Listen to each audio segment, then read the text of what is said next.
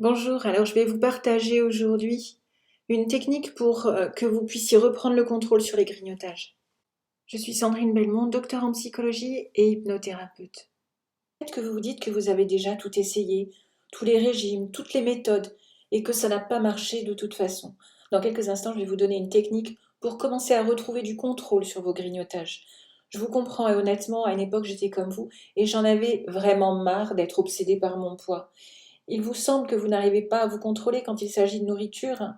Avez-vous remarqué que les envies de grignotage, par exemple, arrivent toujours au même moment de la journée? C'est vrai pour beaucoup de personnes.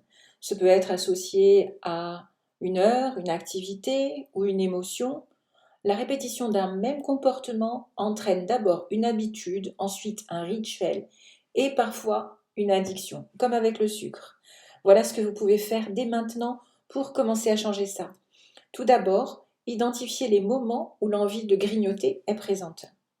Ensuite, à froid, notez sur une feuille les moments où vous avez envie de grignoter le plus souvent. Pour chacun de ces moments, notez quel est le déclencheur. Les déclencheurs peuvent être liés à votre activité, par exemple un retour à la maison, la préparation du repas, les moments de pause devant la télévision, le soir après le repas par exemple. Mais ils peuvent être aussi émotionnels. Vous vous sentez fatigué, énervé, ou tendu, ou triste, ou seul, ou vous vous ennuyez, ou alors c'est l'envie de vous faire plaisir à un moment précis. Si les déclencheurs sont des activités, eh bien, modifiez vos habitudes. Vous savez, c'est comme les fumeurs qui ont l'habitude de prendre une cigarette en même temps que le café. Et du coup, le café appelle la cigarette. Eh bien, pour les grignotages, c'est pareil. On ne va pas s'attaquer au grignotage lui-même, mais au comportement déclencheur. Ce que vous faites juste avant de grignoter et qui revient tout le temps. Par exemple, si vous avez envie de grignoter en fin de journée, vous pouvez mettre en place une nouvelle habitude comme de retrouver une amie pour marcher par exemple, ou d'écouter une séance de relaxation, ou mieux une séance d'hypnose pour vous détendre.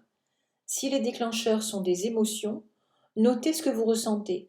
La colère, de la tristesse, de la peur, de la honte, de la culpabilité ou de la joie. Quelle est l'origine de cette émotion? Par exemple, je repense à ma collègue de travail aujourd'hui, etc.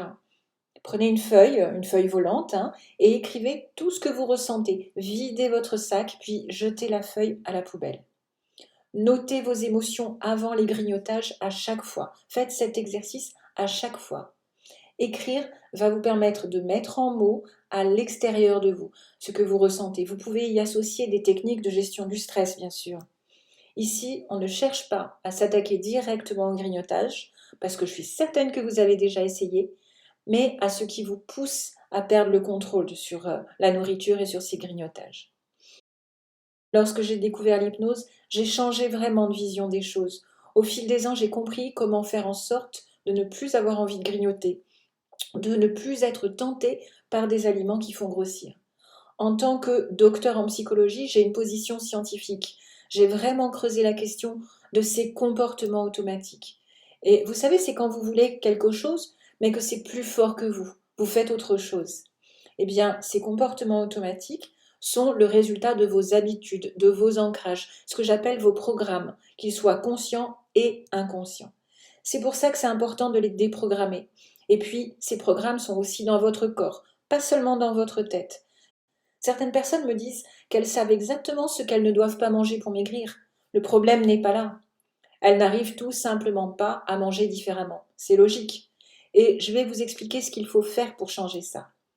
Maintenant, j'aide des centaines et des centaines de personnes à être bien dans leur peau, à se sentir plus épanouies, à avoir une meilleure image d'elles-mêmes.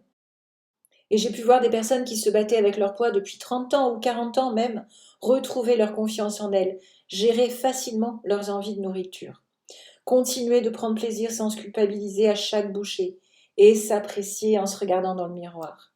Elles ont vraiment beaucoup de plaisir quand un proche leur dit «Waouh, tu as changé, tu es magnifique!» Et je suis vraiment contente quand je vois ce résultat. Ça me fait vraiment plaisir.